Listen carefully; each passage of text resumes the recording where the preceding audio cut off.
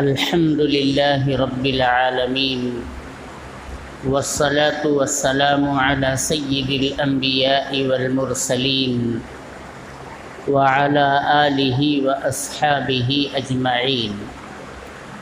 أما بعد فقد قال الله تبارك وتعالى في القرآن المجيد والفرقان الحميد: أعوذ بالله من الشيطان الرجيم. بسم الله الرحمن الرحيم.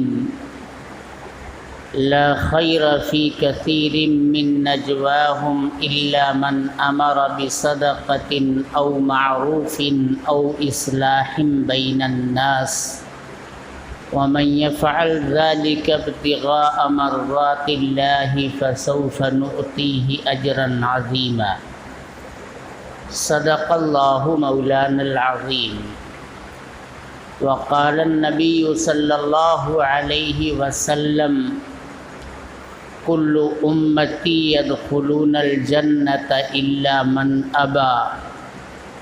قيل: ومن أبى يا رسول الله؟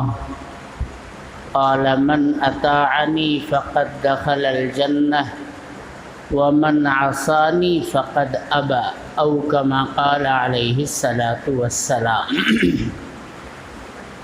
میرے محترم بزرگوں اور دوستوں، اللہ تبارک و تعالی نے اس کائنات کے اندر انسانیت کو برپا کیا اور انسانیت کو راہ راست پر رکھنے کے لیے، یا جب جب انسانیت میں بگاڑ پیدا ہو جائے تو راہ راست پر لانے کے لیے انبیاء کرام کا اور کتب و صحائف کا ایک سلسلہ اتارا ہے.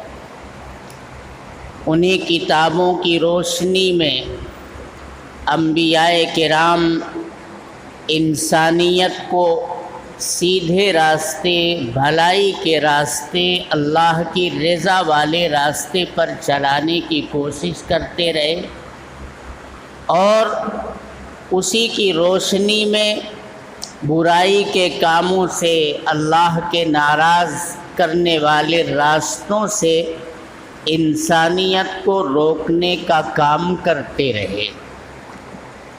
اور اس سلسلے کی آخری کڑی، گائیڈ لائن تو ہمارے پاس قرآن کریم کی شکل میں آج بھی موجود ہے، اور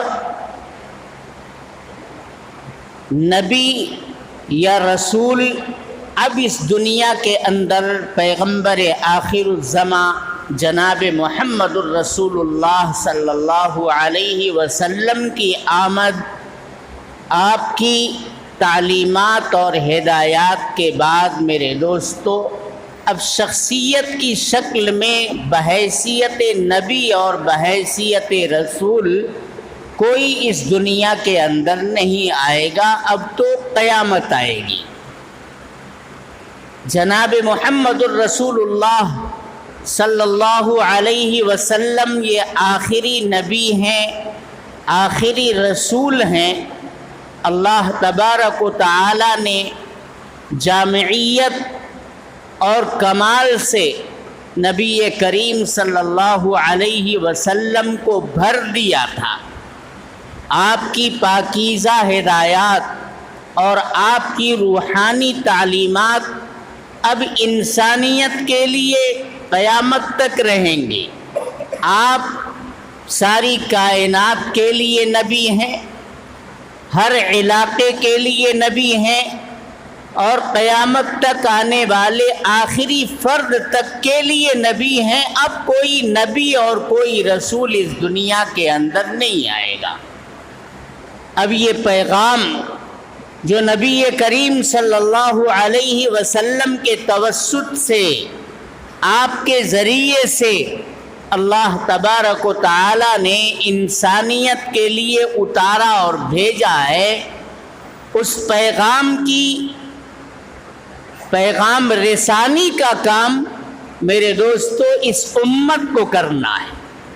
امت کے ایک ایک فرد کو اس کے لیے تیار رہنا ہے، جو جس حیثیت کا مالک ہو، جو جس علم کا مالک ہو، جو جتنی طاقت اور توانائی اور صلاحیت رکھتا ہو، اپنی تمام تر توانائی، تمام تر صلاحیت کا استعمال اسے اس دین کی نشر و اشاعت اور اس کی دعوت اور تبلیغ کے لیے کرنا چاہیے۔ ہم اپنے کاروبار میں رہیں، ہم اپنی تجارتوں میں رہیں، ہم اپنی ملازمتوں میں رہیں، ہم اپنی تعلیم گاہوں میں رہیں، صوفیہ اپنی خانقاہوں میں رہیں، سب اپنی اپنی جگہ پر برقرار رہتے ہوئے دین کا کام میرے محترم بزرگوں اور دوستوں اپنے اپنے حلقے اثر میں کرنے کے لیے اگر ٹھان لیں تو پھر کوئی وجہ نہیں ہے کہ ہماری آبادی میں، ہمارے سماج میں برائیاں بڑھیں اور نیکیوں کا گراف کمزور ہو۔ یہ ہماری اور آپ کی تساہلی کا نتیجہ ہے۔ ہم نے سماج اور سوسائٹی کے اوپر جیسی محنت کرنی چاہیے تھی، جس انداز میں انہیں سمجھانا چاہیے تھا، اللہ تبارک و تعالیٰ کی بزرگی اور برتری کا احساس دلا کر کے خاص طور پر نماز کی ترغیب دینی تھی، میرے محترم بزرگوں اور دوستوں ہم نے وہ کام کیا نہیں۔ حالانکہ اس میدان کے اندر ایک جماعت ہے جسے ہم جماعت تبلیغ کے نام سے اچھی طرح سے جانتے ہیں، اور جس کا کردار پوری روئے زمین کے اوپر مسلم ہے۔ ہر گھر پر، ہر گھر کے دروازے پر یہ جماعت پہنچتی ہے اور اللہ سے غافل بندوں کو اللہ کی طرف بلانے کا مسلسل کام کر رہی ہے۔ کام رکا نہیں ہے، کام کے اندر ٹھہراؤ نہیں آیا ہے، لیکن میرے دوستو جس انداز میں ہمیں اس جماعت سے جڑ کر کے، دعوت کے میدان سے وابستہ ہو کر کے، ہر فرد کو نشانہ بنا کر کے، پکڑ کر کے اسے مسجد تک لانے کی کوشش کرنی چاہیے، میرے دوستو وہ کوشش ہم اور آپ نہیں کر پا رہے ہیں۔ یہی وجہ ہے کہ پوری آبادی انسانیت سے بھری پڑی ہے، لیکن جب مساجد کے اندر اللہ کے کبریائی کا نعرہ بلند ہوتا ہے اور نماز کے لیے حی علی الصلاۃ، حی علی الفلاح کی دعوت مؤذن میرے دوستو اذان کے اندر دیتا ہے، آبادی کے کتنے افراد ہیں، گنے چنے افراد ہیں جو مساجد کا رخ کرتے ہیں، باقی پوری آبادی میرے دوستو اپنے کاروبار میں، اپنی تجارت میں، اپنے ماحول، اپنے دوست اور احباب میں، اپنے بال بچوں میں پڑی رہتی ہے۔ نماز سے ایسی غفلت عام ہوتی جا رہی ہے کہ کتنے ہمارے بھائی ایسے ہیں جو ہفتہ ہفتہ مسجد کی دہلیز کے اوپر قدم نہیں رکھتے ہیں، بلکہ ایسے بھی غافل اللہ کے بندے جو مومن اور مسلمان ہیں اپنے نام کے لحاظ سے، میرے محترم بزرگوں اور دوستوں انہیں جمعہ اور عیدین تک کی توفیق نہیں ہوتی۔ ایسے احباب بھی ہمارے اسی معاشرے، ہماری اسی سوسائٹی کے اندر پائے جاتے ہیں۔ ہماری ماؤں اور بہنوں کی بھی صورتحال بہت اچھی نہیں ہے۔ آج کل موبائل کی لعنت نے ان کی زندگیوں کو بھی تباہ اور برباد کر کے رکھ دیا ہے، اور ان کی گود میں پروان چڑھنے والے ہمارے جگر گوشے، ہمارے ننھے منھے بچے میرے دوستو بچپن ہی سے وہ لہو و لعب کا شکار ہو کر کے رہ جاتے ہیں، نہ ان کے سامنے اللہ کی عظمتوں کا تذکرہ آ پاتا ہے، نہ جناب محمد الرسول اللہ صلی اللہ علیہ وسلم کی سیرت اور سنت میرے دوستو ان کے دل کے اندر گھر کر پاتی ہے، اس لیے کہ ہم نے پورے سماج کو، سماج کے ماحول کو بگاڑ کر کے رکھ دیا۔ پھر اس کے بعد ہم اور آپ رونا روتے ہیں کہ حالات ہمارے مخالف ہیں، دنیا ہمارے خلاف سازشیں رچ رہی ہیں۔ میرے دوستو دنیا کا جو کام ہے وہ کر رہی ہے، ہم نے اپنا کام کتنا کیا ہے وہ ہمیں اور آپ کو سوچنا پڑے گا۔ وہ زمانے میں معزز تھے مسلمان ہو کر، جناب محمد الرسول اللہ صلی اللہ علیہ وسلم نے بھی ایک ٹیم، ایک جماعت جسے صحابہ کرام رضوان اللہ تعالی علیہم اجمعین کے پیارے لقب سے میرے دوستو ہم اور آپ یاد کرتے ہیں، صحابیات رضی اللہ عنہن اجمعین۔ میرے دوستو ایک ٹیم تیار کی تھی آپ صلی اللہ علیہ وسلم نے، جو ہر وقت نبی کریم صلی اللہ علیہ وسلم کی سیرت اور آپ کی سنت کو تلاش کرتے پھرتے تھے، چاہے کاروبار ہو، چاہے تجارت ہو، چاہے کوئی اور دوسرا دنیا کا معاملہ ہو، دین کا معاملہ ہو، نبی کریم صلی اللہ علیہ وسلم کی سیرت کیا ہے، سنت کیا ہے، آپ کس بات کا مطالبہ کرتے ہیں، اللہ کس بات کا مطالبہ اور تقاضا ہم سے کرتا ہے، سب سے مقدم اور سب سے پہلے ان کے پیش نظر یہ بات رہتی تھی۔ اس کے بعد میرے محترم بزرگوں اور دوستوں وہ دنیا کی طرف اپنے میلان اور رجحان کو کیا کرتے تھے۔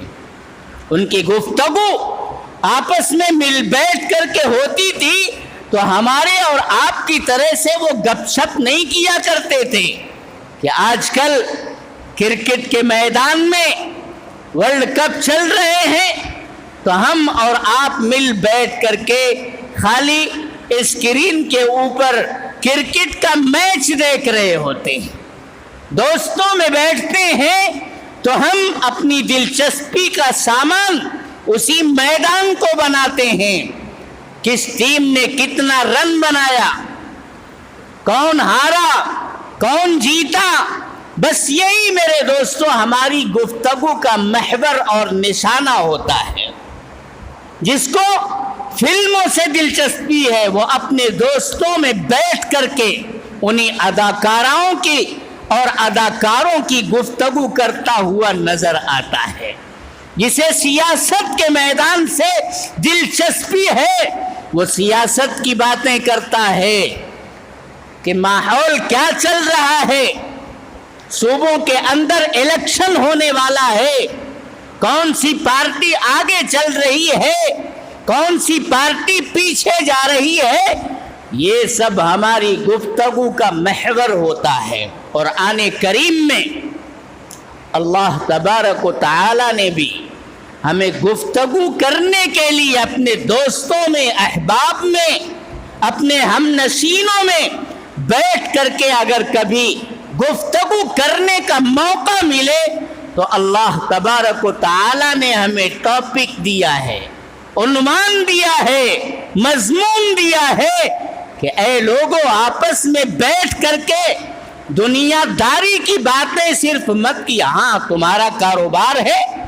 تم تجارت پیشہ ہو، اپنی تجارت کے بارے میں گفتگو کرو، اپنے کاروبار کے بارے میں گفتگو کرو، لیکن اسی میں اپنی زندگی کو کھپا دو اور باقی تمہاری گفتگو کا کوئی عنوان ہی نہ ہو تو اس کے اندر اللہ تعالیٰ فرماتے ہیں کوئی خیر نہیں ہے۔ پھر حالات آئیں گے، پھر سازشی منصوبوں کا تم ہرگز اس کی دہائی مت دو، یہ تمہارا اپنا بگاڑ ہے، تمہارے قدم خود ڈگمگانے لگے، تم نے دین کے اوپر ثابت قدمی نہیں دکھائی، تم نے ایمان کے تقاضوں کو پورا نہیں کیا، مذہب اسلام کی عبادتوں سے تم روگردانی کرتے رہے، حتیٰ کہ نماز جیسی اہم عبادت جو ایک مومن سے کبھی چھوٹنی نہیں چاہیے۔ ہفتوں مہینوں سال بر سال تم غافل رہتے ہو تو پھر رونا کس بات کا ہے؟ اللہ تبارک و تعالی کی تائید اور نصرت ایسے لوگوں کے لیے نہیں ہوتی ہے جو اللہ کے احکام سے بغاوت کرتے پھرتے ہیں اور اس کی باتوں کو ماننے سے عملی طور پر تیار نہیں ہوتے ہیں۔ ایسے لوگوں کے لیے اللہ تبارک و تعالی کی نصرت اور مدد بھلا کیوں کر آئے گی؟ وہ زمانے میں معزز تھے مسلمان، اور ہم خار ہوئے تاریخ قرآن ہو کر قرآن پڑھو۔ قرآن میرے دوستو یہ کوئی دیو مالائی کتاب نہیں ہے، یہ صرف قصے کہانی کی کتاب نہیں ہے، یہ مسائل، احکام، عبرت سے لبریز ایک کتاب ہے۔ اللہ تبارک و تعالی نے اس کتاب کے ذریعے سے اپنے بندوں سے کیا چاہا ہے اس کتاب کے ذریعے سے پتہ چلتا ہے۔ اللہ تعالیٰ نے ارشاد فرمایا ہے لا خیر فی کثیر من نجواہم، لوگ آپس میں ایک دوسرے سے گفتگو کرتے ہیں، بات چیت کرتے ہیں، سرگوشی کرتے ہیں، لوگوں کی بیشتر سرگوشیوں کے اندر کوئی خیر نہیں ہے۔ ان کی گفتگو، ان کی بات چیت کا عنوان دنیا داری، دنیا کے کھیل تماشے ہوتے ہیں۔ لا خیر فی کثیر من نجواہم، لوگوں کی بیشتر گفتگو میں کوئی خیر نہیں ہے، نہ اس کے اندر دنیا کا کوئی فائدہ ہے نہ دین کا کوئی فائدہ ہے۔ ایسی گفتگو کے اندر بھی میرے دوستو ہم اور آپ اپنی وقت گزاری کرتے ہیں۔ یہ وقت بڑا قیمتی ہے، ایک ایک لمحہ ہمیں ناپ تول کر کے خرچ کرنا چاہیے۔ ہم کن کاموں میں، کن مصروفیات کے اندر اپنا وقت گزار رہے ہیں، کل قیامت کے دن اللہ تبارک و تعالی اس بارے میں ہم سے باز پرس کرے گا۔ آخر دنیا کے بارے میں ہم لوگوں کو کہتے پھرتے ہیں ارے یہ آدمی تو ایک دم نکما ہے، کچھ کرنا ہی نہیں چاہتا، وقت ضائع کرتا ہے، وقت برباد کرتا ہے۔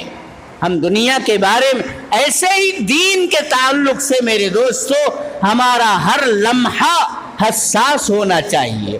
غفلت میں ڈوب کر کے اگر ہم نے اسی طرح سے زندگی گزارنے کا فیصلہ کر لیا ہے تو پھر حالات کا رونے کی ضرورت نہیں ہے۔ اپنی میرے دوستو بد کرداری، اپنے نکما پن کے اوپر ماتم کرنے کی آج ہمیں اور آپ کو ضرورت ہے۔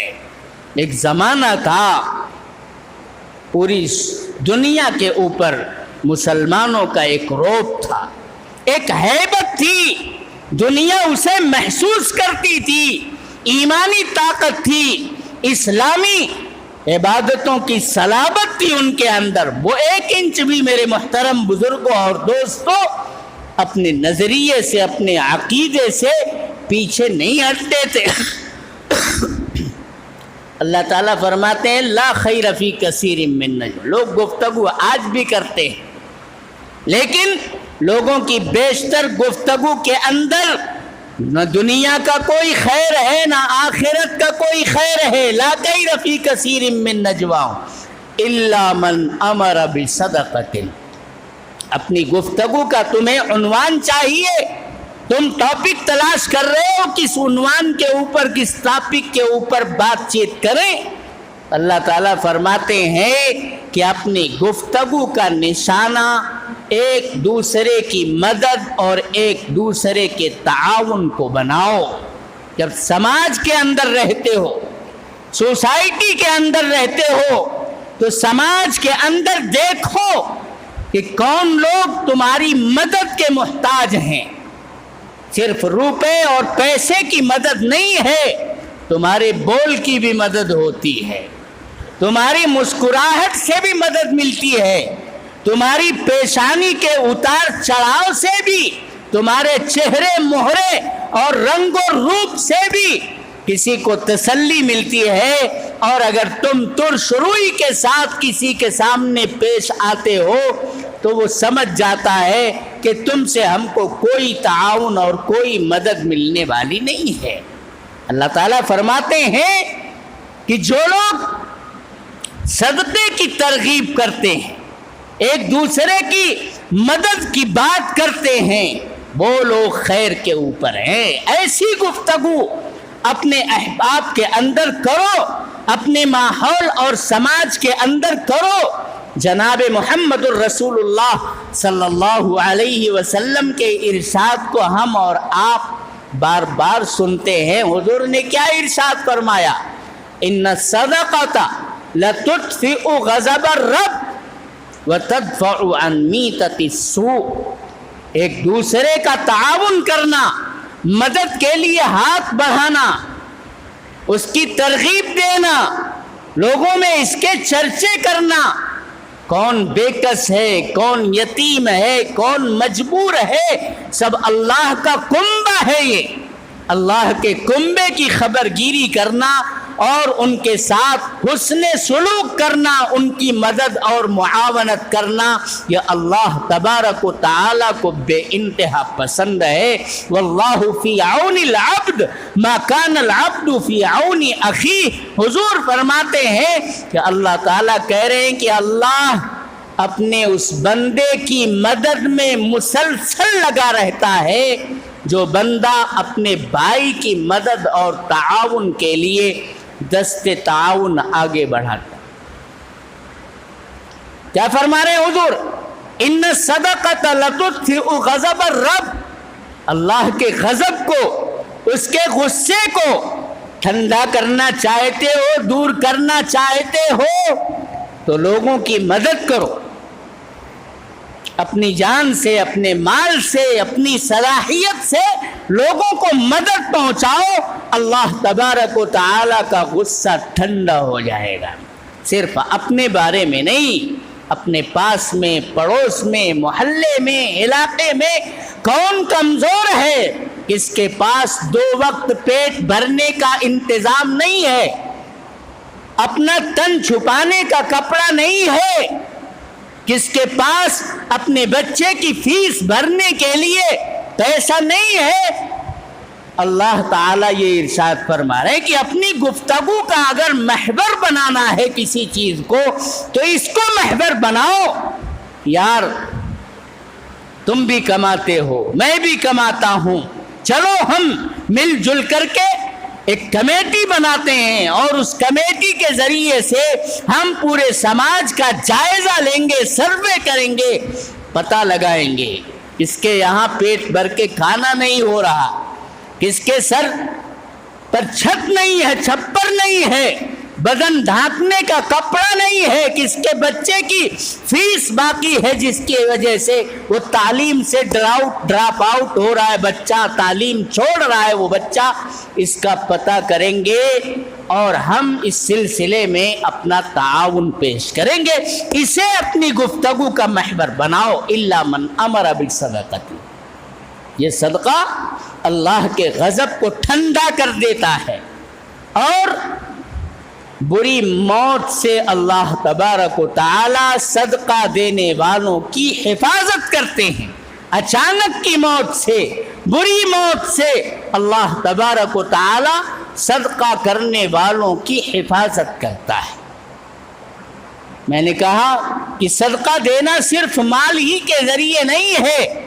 حضور فرماتے ہیں تبسم کا فی وجہ اخیک صدقۃ، تم جب اپنے بھائی سے ملو تو تمہارے چہرے کے اوپر، لبوں کے اوپر، ہونٹوں کے اوپر مسکراہٹ ہو، خندہ پیشانی کے ساتھ ملو، اچھے اخلاق کا برتاؤ کرو، 2 بات حال چال پوچھنے کے لیے جو کرو اس کے اندر شیرینی ہونا چاہیے، تلخی نہیں ہونا چاہیے۔ اگر محبت سے آپ نے مسکرا کر اپنے بھائی سے ملاقات کی ہے تو یہ ملاقات بھی صدقہ بن جائے گی۔ جناب محمد الرسول اللہ صلی اللہ علیہ وسلم نے ارشاد فرمایا اذا انفق الرجل على اہلہ وَهُوَ يَحْتَسِبُهَا فَهُوَ عِنْدَ اللَّهِ صَدَقَةٌ، اپنے بال بچوں پر اپنے ماں باپ پر، اپنی بیوی پر بندہ جو حلال کمائی، حلال رزق خرچ کرتا ہے اور ثواب کی نیت سے کرتا ہے، کہ کون ہے جو ہمارے ماں باپ اب بوڑھے ہو چکے، کمانے کے لائق نہیں رہ گئے، اگر میں ان کی خبر گیری نہیں کروں گا تو یہ روڈ پر بھیک مانگتے ہوئے نظر آئیں گے، کون ان کی خبر گیری کرے گا؟ میری بیوی ہے، میرے بچے ہیں، اگر میں ان کا خرچ نہیں اٹھاؤں گا تو یہ ہاتھ میں پلیٹ لے کر کے ادھر ادھر بھیک مانگتے پھریں گے۔ کون سا معزز آدمی میرے دوستو اپنے بچوں کے تعلق سے یہ بات برداشت کر سکتا ہے؟ سماج میں اس کی کیا عزت رہ جائے گی اگر اس کے بچے، اس کی بیوی، اس کے ماں باپ، اس کے ماتحت افراد اگر روڈ پر آ جائیں تو میرے دوستو سماج کے اندر اس کا کوئی وقار، اپنی عزت نفس کو بچانے کے لیے اپنے بال بچوں پر، اپنے اہل و عیال پر خرچ کرنا ثواب کی نیت سے کہ اللہ تبارک و تعالیٰ کے یہ بندے ہیں، ان بندگان خدا کی میں خدمت کر رہا ہوں، ثواب کی نیت سے اللہ تبارک و تعالیٰ اس کے لیے بھی صدقہ کا ثواب لکھ دیتے ہیں۔ اللہ کے یہاں میرے محترم بزرگوں اور دوستوں کوئی کمی نہیں ہے، تو ہمیں اپنی گفتگو کا محور اگر بنانا ہے تو اللہ تعالیٰ کہتے ہیں کہ اسے بناؤ، لہو و لعب کو مت بناؤ۔ ٹھیک ہے، سیاسی باتیں کچھ وقت کے لیے کیجئے، کاروبار میں بھی لگے ہیں، اچھی طرح سے کاروبار کیجئے، بات چیت کیجئے، لیکن جو باتیں نفع بخش نہ ہوں، لہو و لعب کی ہوں، کوئی خیر اس کے اندر دنیا اور آخرت کا نہ ہو، ایسی باتوں سے کوئی فائدہ نہیں ہے، کوئی خیر دنیا کے اندر برپا نہیں ہوگا۔ تو ایک چیز تو اللہ نے یہ بتایا کہ جب بھی بیٹھو مل جل کر کے تو لوگوں کو ایک دوسرے کے تعاون کے لیے ابھارو، انسانیت کا درد ان کے اندر پیدا کرو، او معروف، یا لوگوں میں بھلائی کی تلقین کرو، معروف کی تلقین کرو۔ معروف یہ عربی زبان کا اتنا جامع لفظ ہے کہ تمام تر خیر اور بھلائی اس کے اندر سما جاتی ہے۔ اس کے اندر میرے دوستو دین کی دعوت ہے، دین کی تبلیغ ہے، نماز کے لیے بلانا ہے، روزے کی دعوت دینا ہے، زکوٰۃ، صدقات اور خیرات کی تمام خیر کی ترغیبات میرے دوستو اس ایک لفظ کے اندر اتر جاتی ہے کہ چلو ہم کمیٹی بناتے ہیں، ہم یہ پتہ لگائیں گے کہ فلاں بندہ صحت مند ہونے کے باوجود کیوں نہیں نماز کے لیے مسجد کا رخ کرتا ہے۔ ایک بار جائیں، دو بار جائیں، بار بار جائیں، جب تک وہ آمادہ اور تیار نہ ہو جائے تب تک اس کے اوپر محنت اور کوشش کرتے رہیں۔ یہ پتہ کریں کہ ہمارے سماج میں کتنے بچے ایسے ہیں جو پڑھے لکھے نہیں ہیں، کتنی بچیاں ایسی ہیں جو پڑھی لکھی نہیں ہیں، ان کی تعلیم کا کوئی بندوبست ہو سکتا ہے کیا؟ ایک زمانہ تھا بڑوں کے لیے بھی راتوں کے اندر اسکول چلایا کرتے تھے۔ ہمارے گاؤں علاقوں کے اندر اس طرح کا ہوتا تھا، دن کے اندر بچوں کو پڑھاتے تھے اور شام کے وقت میں جو بڑے ہو گئے، بوڑھے ہو گئے، جوان ہو گئے، جو اب مکتب اور مدرسے کا رخ کرنے کی عمر نہیں رکھتے ہیں، ان کے لیے تعلیم کا نظم ہوتا تھا، کوئی ٹھیہ، کوئی مرکز بنا لیا جاتا تھا، وہاں سارے لوگ جمع ہوتے تھے اور پھر دین کی موٹی موٹی باتیں، ضروریات دین، حلال اور حرام، نماز، وضو، غسل کے فرائض، کم سے کم یہ موٹی موٹی باتیں میرے دوستو ان کو بتائے جانے کا انتظام کیا جاتا تھا۔ الا من امر بصدقۃ او معروف، کوئی بھی خیر کا کام ہو سب معروف کے اندر ہے۔ کیوں ان بچوں نے تعلیم سے ڈراپ آؤٹ کیا، کیوں چھوڑ دیا تعلیم؟ ان کی مجبوری کیا ہے پتہ کرو۔ ان کے پاس فیس بھرنے کے پیسے نہیں ہیں۔ متمول افراد کو متوجہ کرو کہ یہ ہمارے سماج کا حصہ ہیں، یہ انگ ہیں، ان کی بھی خبر گیری ہونی چاہیے۔ جہالت یہ بہت بڑی لعنت ہے۔ تعلیم جب آتی ہے تو سلیقہ پیدا ہوتا ہے۔ تعلیم یافتہ آدمی جب کوئی گفتگو کرتا ہے تو وہ دل کے اوپر اثر کرتی ہے، وہ دماغ کو اپیل کرتی ہے، اس کا ہر کام سلیقے سے ہوتا ہے، بد سلیقگی سے وہ محفوظ ہو جاتا ہے۔ اس لیے تعلیم ہر فرد کے لیے ہونی چاہیے۔ تعلیم سے ہمارا کوئی بچہ محروم نہیں رہنا چاہیے، اسے دین کی بھی تعلیم دی جائے اور اسے دنیا کے ہنر اور فنون سے بھی واقف کرایا جائے۔ علم و ہنر سے پاتی ہے انسانیت فروغ۔ انسان زندہ لاش ہے تعلیم کے بغیر۔ تعلیم نہیں ہے تو میرے محترم بزرگوں اور دوستوں زندگی گزارنے کا سلیقہ نہیں آ سکتا۔ اس لیے ہر معروف کو عام کرنے کے لیے اپنی گفتگو میں اسے لاؤ، چرچے میں لاؤ، اپنے ہم نشینوں میں اس کا تذکرہ کرو۔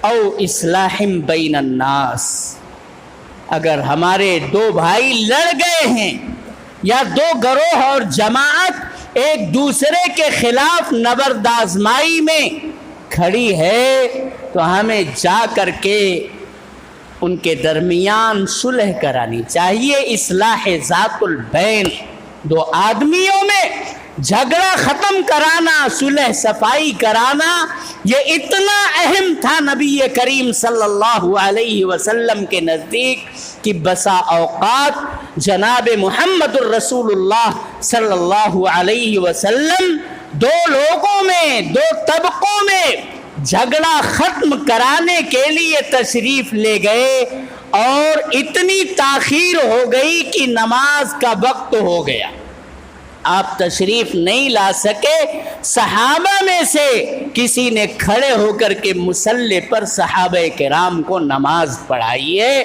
یعنی یہ اتنا اہمیت کا حامل مسئلہ ہے، دو آدمیوں میں یا دو طبقوں میں اگر جھگڑا ہو گیا، تنازع ہو گیا، اختلاف اور انتشار ہو گیا، اس کو جناب محمد الرسول اللہ صلی اللہ علیہ وسلم نے پہلے ختم کرانے کو ترجیح دی۔ نماز جماعت کے ساتھ صحابہ کرام کو پڑھنی پڑی بغیر نبی کریم صلی اللہ علیہ وسلم کے۔ تو کام اگر کرنے ہیں، اپنی گفتگو کا نشانہ اگر کسی بات کو بنانا ہے تو ان باتوں کو بنایا جائے میرے دوستو۔ باقی دنیا سازش کر رہی ہے، ہم حالات کا شکار ہیں، جو حالات کا شکار ہیں دعا کریں۔ اللہ کی طاقت سب سے بڑی طاقت ہے، ہم اس کے سامنے دست فریاد پھیلائیں، رو رو کر کے اپنی کوتاہیوں کا، کمیوں کا احساس کر کے توبہ کریں اور اللہ کے راستے پر لوگوں کو ڈالنے کی کوشش کریں۔ اللہ ہم سب کو عمل کی توفیق مرحمت فرمائے۔ وآخر دعوانا ان الحمدللہ۔ سید ولد آدم خیر الانام، اس پہ لاکھوں درود، اس پہ لاکھوں سلام۔